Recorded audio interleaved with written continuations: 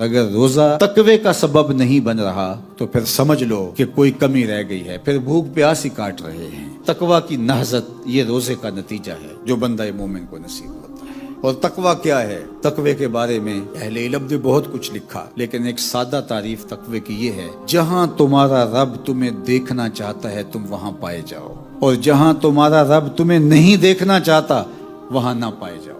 یہ تقوی ہے۔ تمہارا رب تمہیں بدی کی جگہوں پہ نہیں دیکھنا چاہتا، مسجد میں دیکھنا چاہتا ہے۔ تمہارا رب تمہیں تلاوت کلام مجید کرتا ہوا دیکھنا چاہتا ہے۔ تمہارا رب تمہیں ذکر و فکر میں مشغول دیکھنا چاہتا ہے۔ تمہارا رب تمہیں خیر کی راہوں میں دیکھنا چاہتا ہے۔ تمہارا رب تمہارے ہاتھ کو کسی یتیم کے سر پہ دیکھنا چاہتا ہے۔ تمہارے ہاتھ پہ جور و جبر، ظلم اور زیادتی نہیں دیکھنا چاہتا۔ تمہارا رب تمہیں اچھائی کی راہوں میں دیکھنا چاہتا ہے۔ تمہارا رب نہیں چاہتا کہ تمہاری نظر بدکار ہو۔ تمہارا رب چاہتا ہے تمہاری آنکھ کھلے تو سامنے قرآن کے اوراق ہوں۔ تمہارا رب تمہیں خیر کی جگہوں پہ دیکھنا چاہتا ہے۔ یہ تقوی کا جمال ہے جو بندہ مومن کو نصیب ہوتا ہے۔ آپ کو دھکے سے مسجد میں اپنے آپ کو نہیں لانا پڑتا، بلکہ آپ کا دل شوق فراواں کے پر لگا دیتا ہے آپ کو، اور آپ اڑ کے مسجد کی طرف آ رہے ہوتے ہیں۔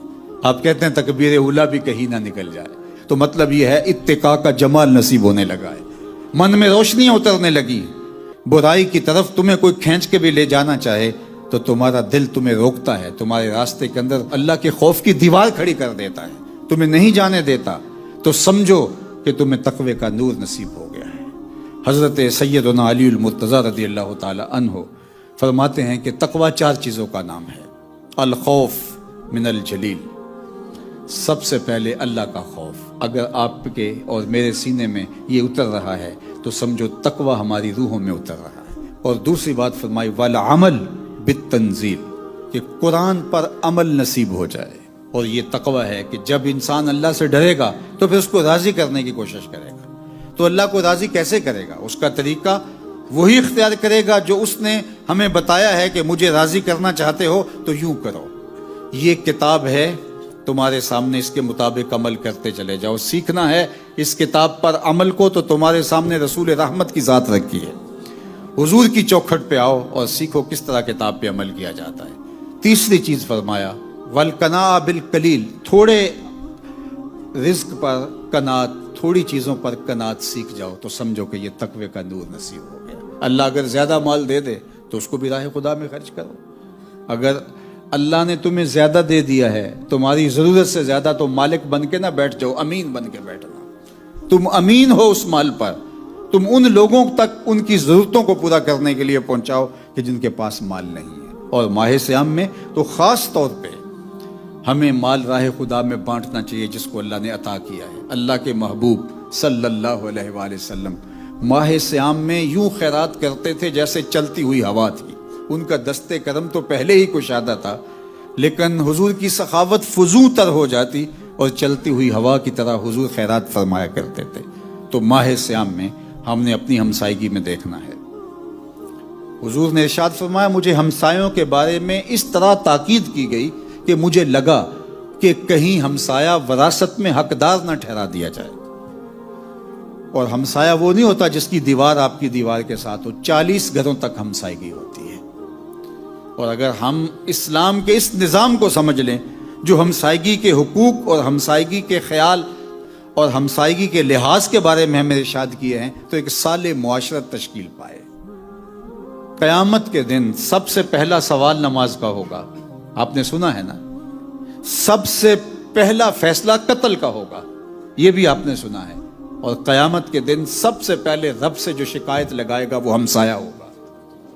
اگر کسی نے ہمسائے کو تکلیف دی ہوگی، اس کو دکھ دیا ہوگا، قیامت کے دن رب کے ہاں شکایت سب سے پہلے ہمسایہ لگائے گا۔ تو اگر ہم اس نظام کو سمجھ لیں جو شریعت نے ہمیں دیا ہے تو سب سے پہلے اپنے ہمسایوں کو دیکھو۔ ہمیں تو یہ بتایا گیا ہے کہ اگر ہمسایہ بھوکا سو جائے تو ہماری 40 دن نماز قبول نہیں ہوتی۔ ہم عمرے پہ عمرہ کر رہے ہیں، سجدے پہ سجدہ کر رہے ہیں، لیکن ہمسایہ بھوک میں بلک رہا ہے، تڑپ رہا ہے۔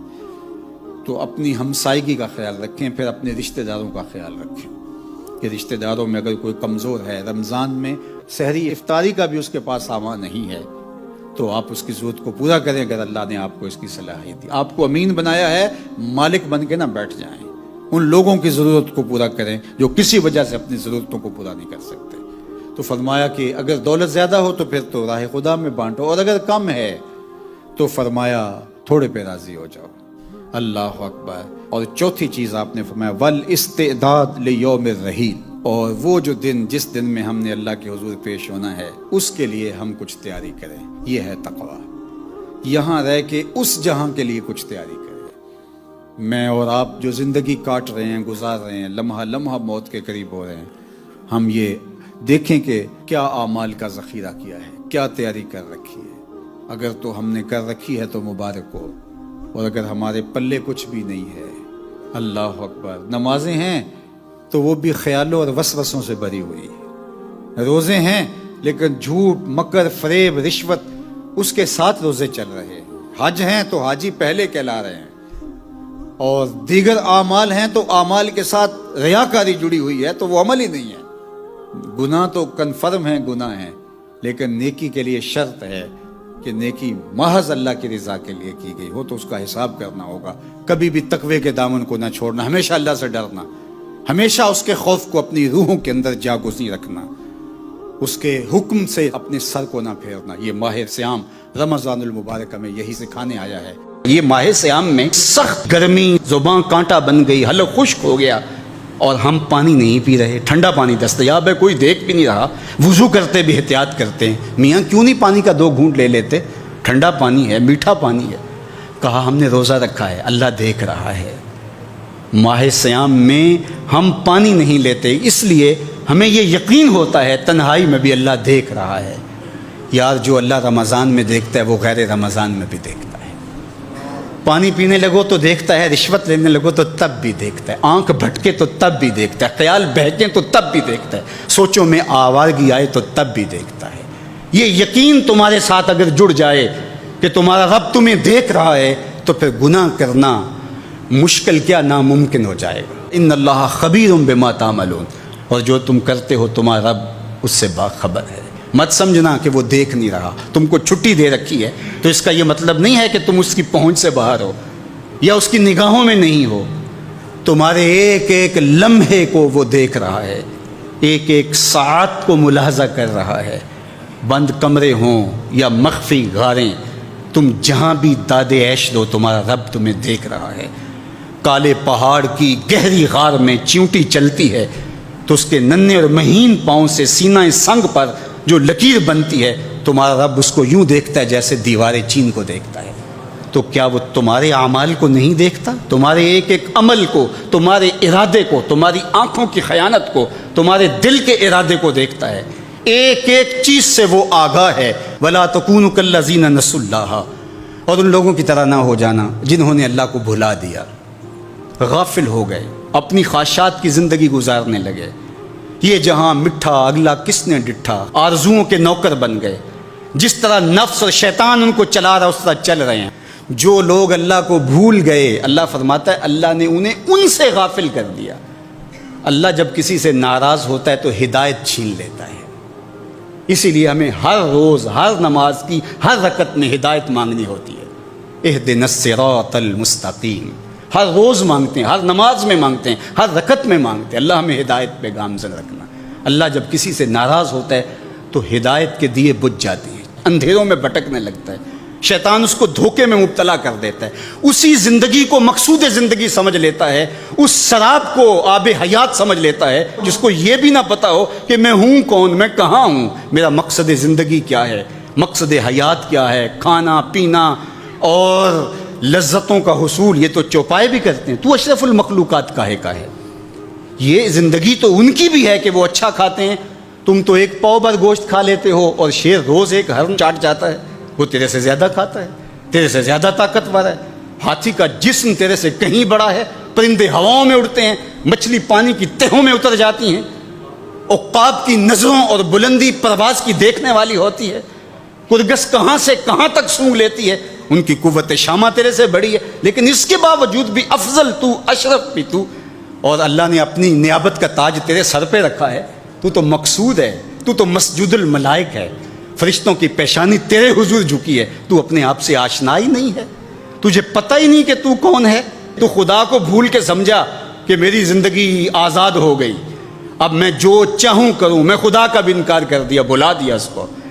کہا جب خدا کو تو بھولا تو خود کو بھول گیا، زندگی کے مقصد کو تو نے فراموش کر دیا، اب بھٹکتا ہے ارض فلات میں، جنگل میں پڑے ہوئے خشک پتے کی طرح، جس کو ہوائیں کبھی ادھر اڑا دیتی ہیں کبھی ادھر اڑا دیتی ہیں، مقصد حیات کا علم نہیں ہے۔ خدا کو بھولنے کا یہ نتیجہ ہے جو تجھے بھگتنا پڑ رہا ہے۔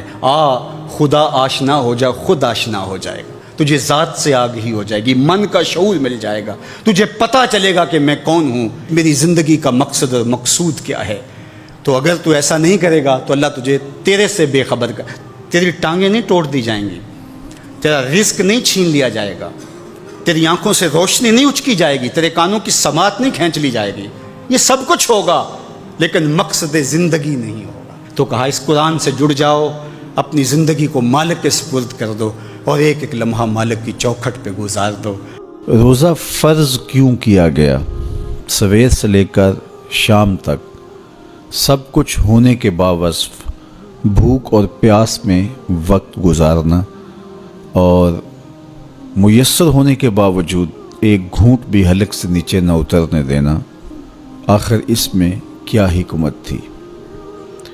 تو یہ بات اچھی طرح سے ہمیں سمجھ لینی چاہیے کہ یہ صرف کھانے پینے کو ترک کر دینا ہی نہیں ہے، بلکہ ان مقاصد جلیلہ کے حصول کے لیے روزہ رکھا جاتا ہے جو مومن کی زندگی کا مقصود ہے۔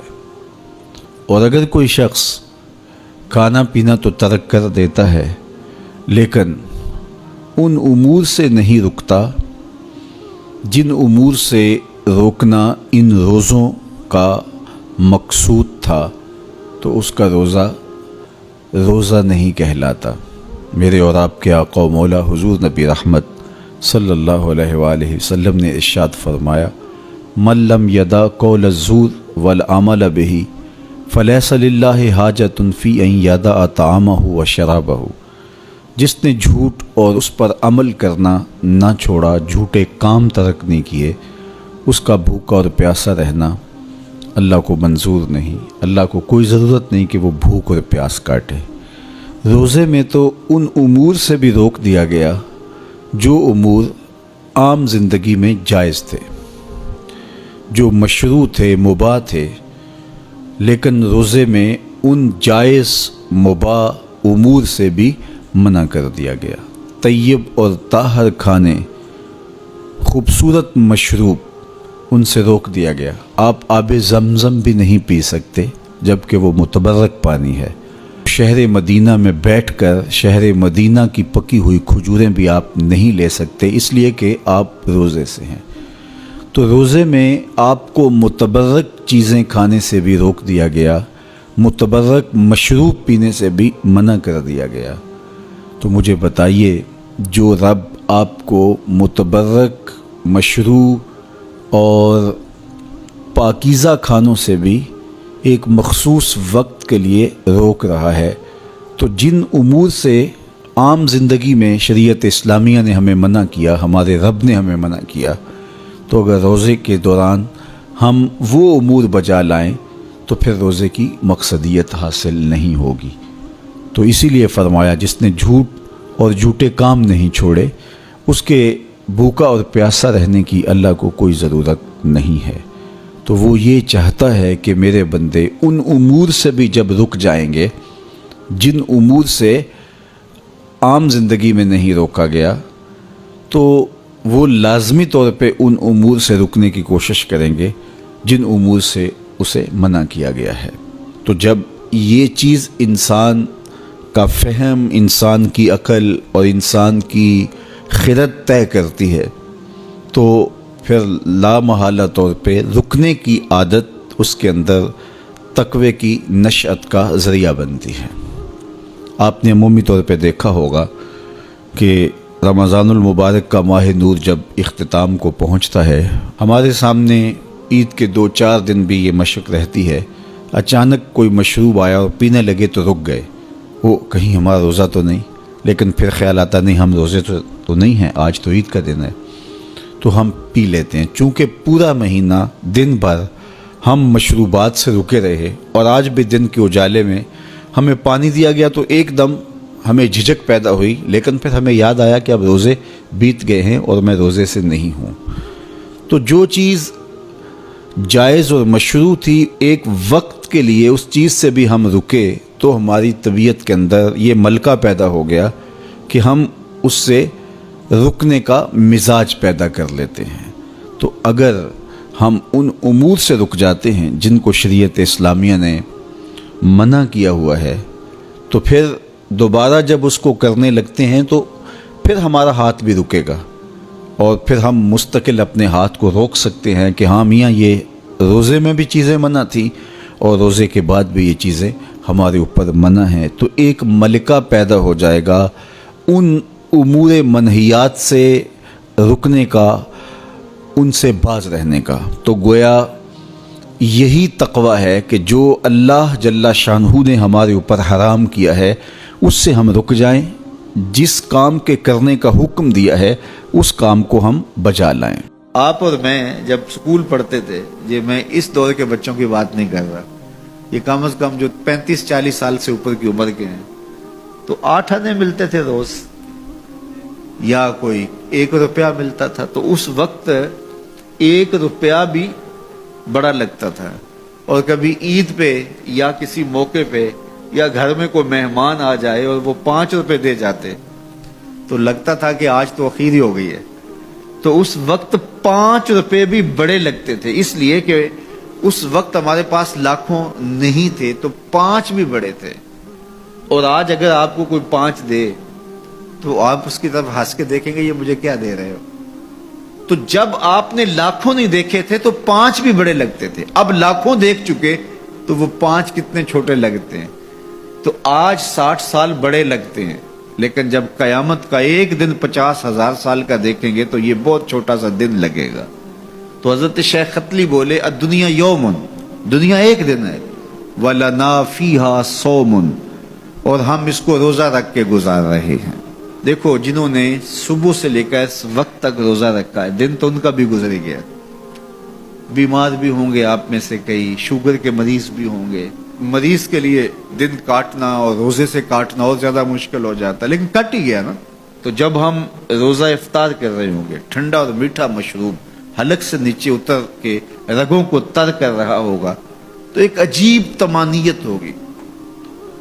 اگر کوئی شخص ایسا ہو جو افطار کے دسترخوان پہ بیٹھا ہو اور اس نے روزہ نہ رکھا ہو اور سستی سے اس نے سارا دن کھاتے پیتے گزار دیا ہو، تو اب جب روزہ کھلے گا تو اس کے دل میں خیال آئے گا یہ ماڑا سا آدمی بھی تو روزہ رکھ کے سارا دن کاٹ ہی گیا ہے، تو اگر میں بھی رکھ دیتا تو یار دن تو میرا بھی گزر ہی جانا تھا۔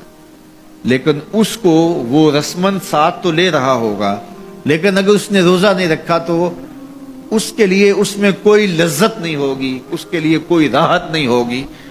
وہ سوچے گا کہ یار میں بھی روزہ رکھ کے گزار دیتا تو دن تو گزر ہی جانا تھا، اس کا بھی تو گزر گیا، میرا بھی تو گزر ہی جانا تھا۔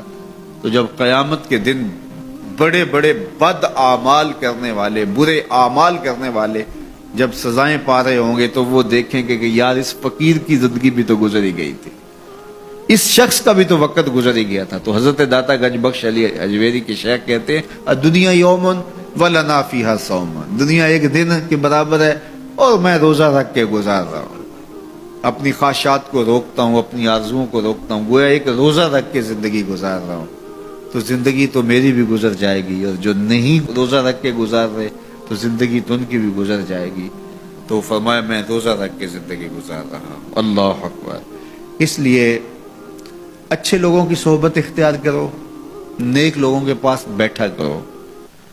یہ میری اور آپ کی ضرورت ہے کہ اچھے لوگوں کی صحبت میں جا کے بیٹھیں۔ جب اچھائی کی مجلس میں آپ بیٹھیں گے، میں بیٹھوں گا، تو کوئی خیر کی بات ملے گی جو ہماری آخرت اور دنیا کی بہتری کی ضامن بن جائے گی۔ یا جتنی دیر بیٹھے رہیں گے مجلس میں، کم از کم اتنی دیر تو برائیوں سے، گناہوں سے بچے رہیں گے اور دل میں نور اترتا رہے گا۔